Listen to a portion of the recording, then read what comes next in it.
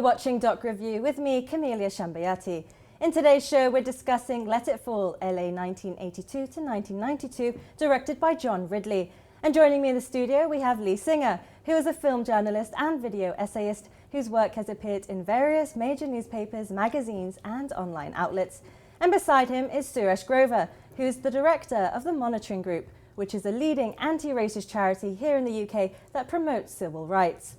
Now, Let It Fall provides an in-depth look at the racial tensions in Los Angeles in the 10 years leading up to the '92 riots, which erupted after the acquittal of 4 police officers charged in the brutal beating of Rodney King. The riots caused a lot of destruction in the streets of LA, which resulted in the deaths of more than 50 people who were mostly black, injured over 2,000, and caused at least $1 billion worth of damages. Let's have a look at our first clip.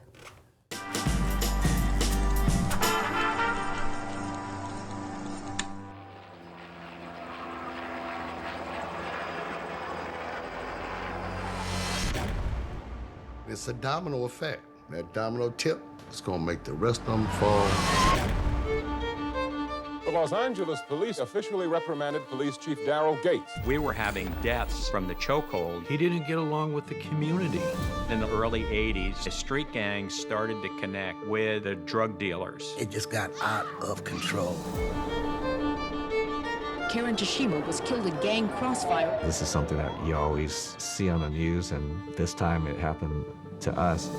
We are determined to take back the streets of Los Angeles. Operation Hammer was a free ticket to go out there and do overly aggressive police work. I ain't never seen nothing like this in all my life. 어떻게 사람이 사람을 저럴 수가 있나? What I witnessed at the scene was 100% LAPD policy.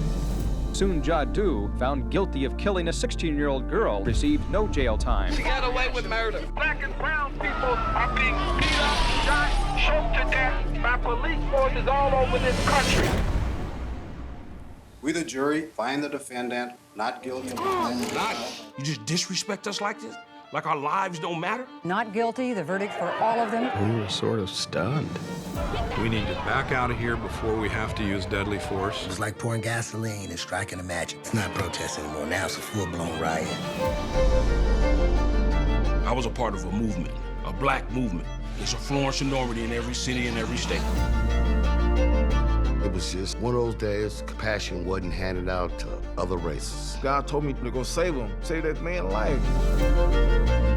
You talked about guerrilla warfare, and it's right here.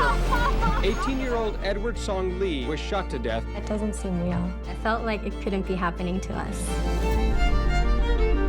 I know the anger, and I know exactly what my people are feeling. We've lost the city. It's gone. I want to know why God let this happen. Unity, empowerment. They're not just cliches. We have to get ourselves together.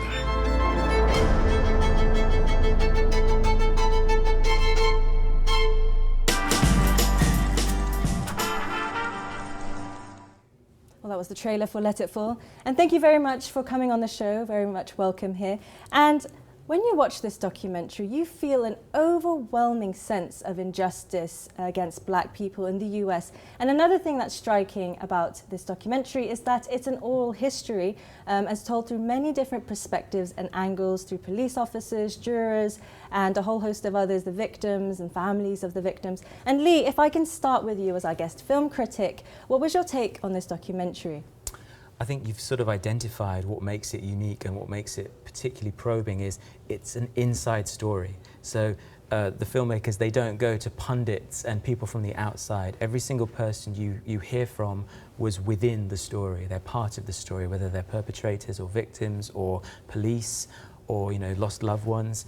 And that and keeping to that very tight focus, I think, really, I mean, it obviously ups the emotional side of the stories because people are talking about their direct personal involvement, but it gives you that unique perspective because we're not trying to hear from, you know, professors and cultural critics outside it. We stay very much within the story, and I think that's a really great move. The other thing that's great is he doesn't identify who's who.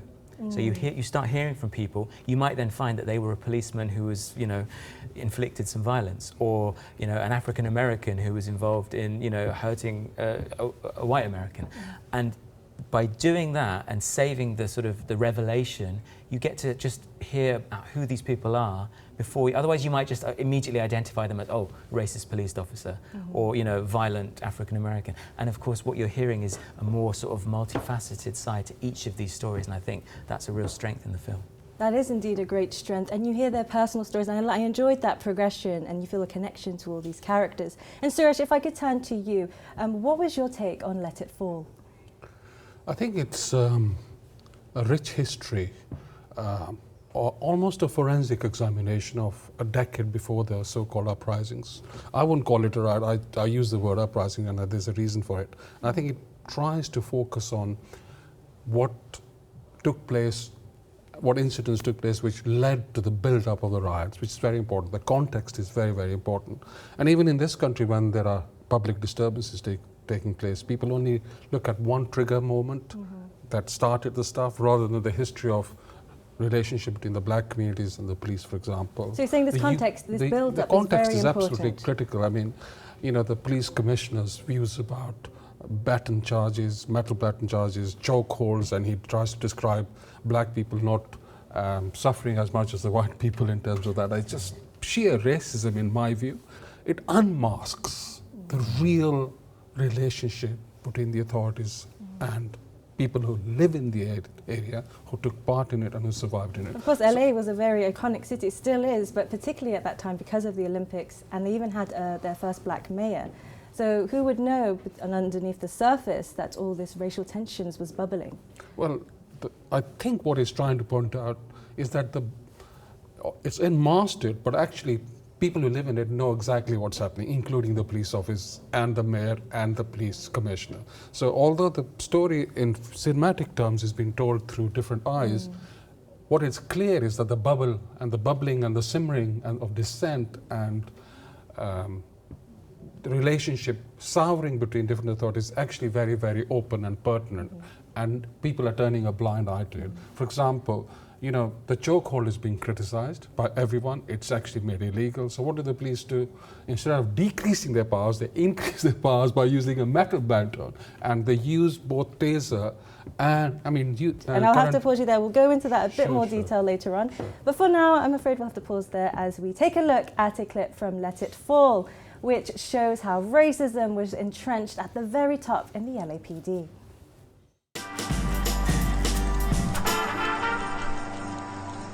One of the many issues that came up during his time as a chief was the chokehold. It was a controversy for a long, long time in the media.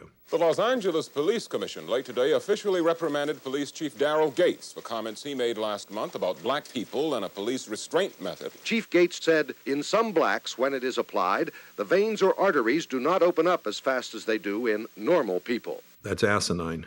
That's insanity. That I still to this day can't believe someone said that. And of course that raised a firestorm.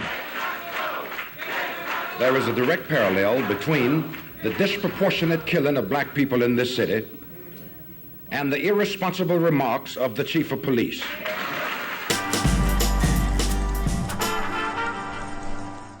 There was truly shocking comments made by the LAPD police chief at the time, Daryl Gates, and of course we learn a bit later on in the documentary that he refused to apologise for those comments, and he gave a sort of apology for people being offended, which is hardly an apology. Lee, what was your reactions watching those comments being made?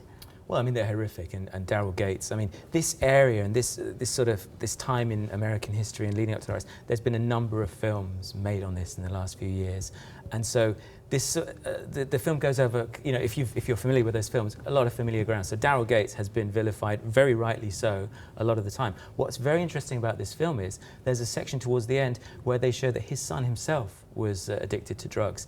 And it's not letting him off the hook in any shape or form, but it's giving you another side to this person who's very easy otherwise to just demonize as, you know, the big bad guy. And don't get me wrong, his policies and his, you know, his stance is you know, you can't justify it in any way. But what's really interesting about the film is it tries to sort of look at people from different angles and maybe give facets of them you didn't know about without excusing it. But you know, you go, okay, well then this guy has some other issues going on at the time. Now again, doesn't excuse it, but it's really trying to look at things from a, you know, a wider angle than you maybe have seen in the past. And Suresh, would you agree with what Lee said just there? What did you make of these comments being made? I don't want to, life is complicated, people are very complicated. I've been in riots in Southall in the 70s, and I know people are complicated. But to justify, I'm not saying Lee is justifying, I don't want to give an air of justification. To me, the comment about the chokehold and not apologizing was sheer racism, and there's no excuse for it. He's a senior police officer. He's a senior police officer who should be held accountable for his comments and his practices and procedures. Yes, he's a human being, but we are beyond that in that environment. So when I live in areas like Southall, which is where I come from, which has had riots, I expect police officers to be totally professional. What I don't expect them to do is to blame the victim or the communities that are victimized by police officers because of their racism. And it's happened not just to black people, I did a case of Blair Peach, who was killed by the SPG in 1979. You know what the police said? He had a thin cranium, that's why he died. And they used a lead gauge baton to kill him in 1979. In Mark Duggan's case, what did they say? Honest but mistaken belief. So there's a justification that takes place perpetually by the mainstream and politicians. I do not want to excuse that. Yes. That doesn't mean cinematically people can't look at the complicated picture and come to a resolution.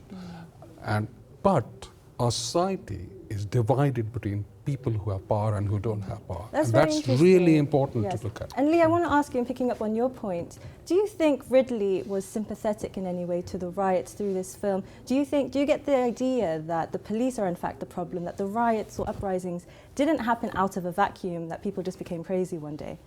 No, I mean, the whole 10-year time frame, as Suresh has noted, it gives you the context and it gives you a lot of understanding of why tensions within the communities and between the police, and not just the African-American community, the Korean-American community, Japanese-American, it's a very, diverse picture that this film paints. I think Ridley is very, he's an interesting figure because he's kind of known as a bit of a polemicist. He wrote a very controversial piece for a magazine about 10 years ago, using the N-word and criticizing his own community, with 12 Years a Slave, which he wrote the screenplay for. Yeah, him and the director had a big falling out, and I was surprised actually at how much empathy this shows. It's not his usual kind of mode of speaking, if you like. He's very much into controversy usually and stirring things up. And I felt that this was a much more restrained and, trying to be more empathetic to look at it. He doesn't let anybody off the hook. So as I said, you don't identify some of the people speaking, and then you find that actually some of these guys were the guys who dragged the white truck driver out of the van and nearly killed him. Similarly with the police, you see some people making some very, reasonable statements, and you find out they're absolutely part of the endemic racism of the LA police force. So I was very interested at getting that sort of, empathetic thing. And again, without letting anybody off the hook. And, there is clear racism going on there without any shadow of a doubt. Of course, and it's interesting that so many interpretations can come out of this, and I guess that's a testament to the documentary. But for now, we'll just have to pause for there as we take a look at another clip from the documentary, Let It Fall, which shows some of the chaos and violence that engulfed the streets of LA.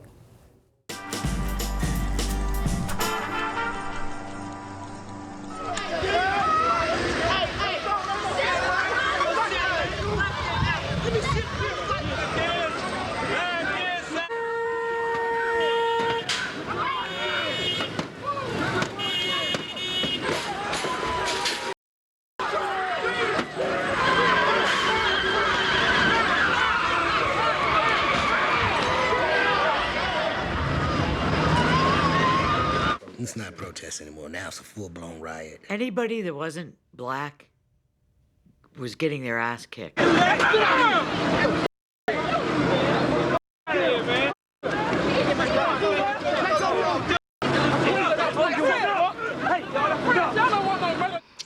It was just one of those days, compassion wasn't handed out to other races. So that area, Florence and Normandy, was pretty much a dead man's zone. The police were even afraid to go there. And Lee, as we heard in the documentary, one of the police officers in charge at the time told his police officers to avoid that area. Were they effectively then abandoning their duty to protect and serve? Yeah, I'm certainly no expert on police tactics and what you should and shouldn't do, but there was a very clear, decision taken to pull out, and obviously that creates a vacuum, and that allows a lot more things potentially to go on that maybe would be restricted if there was a police presence there.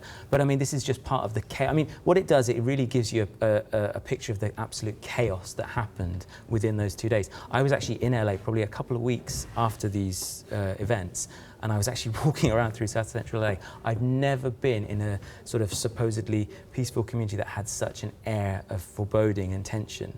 And so it was still, just absolutely in the air, and really, really unnerving. So I can only imagine what it would have been like on the 2 days in question. Again, that's no excuse not to get the police in there, because that effectively is their job, to try and maintain, some sort of, so that things don't just descend into utter chaos. But yeah, it obviously had a huge impact on the events of those 2 days. And Suresh, why didn't the police go to the area? Were you surprised by their reaction? Were they intimidated by the riots? I wasn't surprised at all by the reaction. It's a very common police practice in a public disturbance to leave an area on its own. Public disturbances and riots raise a number of issues, and one of them is, why is it that law-abiding citizens living in that area destroy their town? That they have genuine grievances. I've been involved, as I said, I've participated in public disturbances. The trigger for me has been racists coming in and the police not stopping them, and then the police arresting us on a continuous basis. And so the victims there's instead a time of the bomb perpetrators. that comes. And when you are there, you realize the danger that exists, you realize the chaos that exists, you realize that you live in the area and you're breaking up a shop and that you're fighting with the police. You actually realize it's very conscious. It's not as if it's unconscious and nobody's in control. It's frightening. And it's only people who participate in it, who want to create a message, actually win the day. So you create those areas where the police can't enter for a specific period, for a specific reason. And that is to say that if we are not heard, and after all, even according to the apostle of peace, Martin Luther King, riots are the voices of the unheard, which is actually what they are. Yes, you have sterile areas created by the police. In the same way, you have policing of what you call saturation policing, which they talk about in the earlier period, which is indiscriminate arrests at certain times to create fear in community. It was Project Hammer, I think they called it in the documentary, Operation Project Hammer. Yeah, I mean, in this country they call it saturation policing, and we've, in BRICS... Well, we'll just pause there for now as we take a look at our final clip, which shows John Ridley talking during an ABC radio interview with Amna Nawaz about the prospect of another uprising.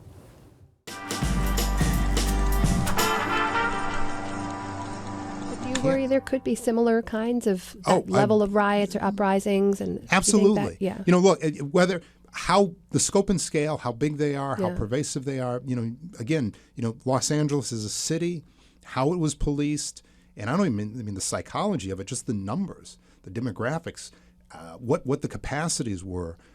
That's very, very different. It was very, very singular. So I have no doubt in terms of interactions, in terms of what happens in communities, how we look at each other, that we know. I mean, we just know that there are issues, whether that results in a large-scale uprising, whether it results in a few individuals spilling out on the streets, whether that is a public demonstration where police and citizenry are going out together to say, look, there's an issue and we got to deal with it, or whether it's just people who feel like they're fed up. How it happens, what the results are, that I can't predict, but I'm absolutely sure that there are stress points, that there are people who feel like they're being marginalized, they're not being listened to somewhere right now, and they are going to want recourse. We need to make sure that that recourse is positive, it's real engagement, because otherwise, when you take away people's voices, when you take away their ability to be heard, they will make themselves heard in any way that they feel is appropriate. Lee, you were just saying earlier how much of an activist Ridley is. What did you make of his comments there in that radio interview? Yeah, I mean, I think it's really important. Historically, he's done these, he's had these moments where people have been very critical of what he's done. People change. And I think he would probably say that he's not the same filmmaker or maybe even person that he was when he did these other projects. And fair play to him. If we're discussing this particular film, I think it's a really balanced, restrained, empathetic portrait that really tries to get to the hub of a wide range of issues. So I can only kind of agree with everything he's saying. And it's also, I think the other thing is, we hear so much about this one time in LA. I would love to hear similar projects about other cities in the US and also in other countries. It's not just America that has systemic, issues with its police force and racism stuff. That's happening all over the world. And it would be great if there were, similar projects as detailed and nuanced that covered other areas. I know more about, Rodney King and Latasha Harlins than I do about some of the, the issues that have happened in this country, simply because of the proliferation of documentaries and studies about this time. It's all important. But I'd also like to see other areas and other countries covered in a similar way. That's interesting. Of course, this year marks 25 years since the LA riots. Perhaps this is why all the emergence of these documentaries are coming out. But Suresh, I'd like to ask you actually, what are some of the differences or similarities between the US and the UK when it comes to institutional police racism and how they treat black people? Let's look at the similarities. I think the British police has been found to be institutional racism because of the Macpherson inquiry in 1999. And there hasn't been enough work done by the police to show that they've actually dealt with it properly. You've seen in this country, just like America, although the proportion of killings in America is much, much, much greater. You have something like 16 deaths a day. You don't have the same frequency, but it's a smaller black population than America. The American population has been there longer. I think what you really have in similarity is the lack of accountability of the police force, the manner in which police always almost get away with murder or police brutality. Nobody's actually held account in a public arena. Of course, this is why what caused the riots, effectively the straw that broke the camel's back, was that there was videotaped evidence of Rodney King's brutal bleating, and the police officers walked free. They walked free in Rodney King's case as far as the district was concerned, but obviously, as you know, 2 people were convicted in the federal court, the subsequent trial. Of course. So, and there are important points to make on the judiciary as well in this trial. The whole criminal justice system. The differences are that just the black American political process of being there for a long time, of developing resistance of black power politics is much more deep-seated than in this country. But this country has this glass ceiling which does not see pivotal figures in the black community just as important as the Americans would do in terms of black. For example, people like Hugh Newton in the Black Power movement, there are equivalents in this country. And just like this film, there's a film called Hard Stop on Tottenham Riots, which is a fascinating, moving film of the killing of Duggan told through the eyes of his 2 friends. It's a fascinating film. It could be much better if it was given more finances. So there are attempts being made. But I think this country neglects and actually does not acknowledge the skills that black communities have in their communities. Young people, women and children. So there's much work to be done, I suppose. And unfortunately, we're reaching the end of the programme now. And Lee, just the final 30 seconds to you. Would you recommend this documentary? I would. I've seen quite a number of the recent films that either touch on this specific area or, institutional racism. And I would say it's one of the more thorough and nuanced films. I would also recommend the Made in America film, which again covers similar things. But it really is, when people it's proper journalism and it's also good filmmaking. And when you put those together, you really do allow viewers to get a better understanding, and then hopefully that's what you can build on to sort of change things in the future. Well, thank you very much, gentlemen, for coming on to Doc Review. I'm afraid that's all the time we have for this episode, and that's it. Thank you to both my guests and to you for watching. Make sure you follow us on Twitter and Facebook, where you can find us on @DocReviewShow. And do let us know your views on today's film, and you can even suggest a documentary that you would like us to review. I've been Camelia Shambayati, and see you on the next episode of Doc Review.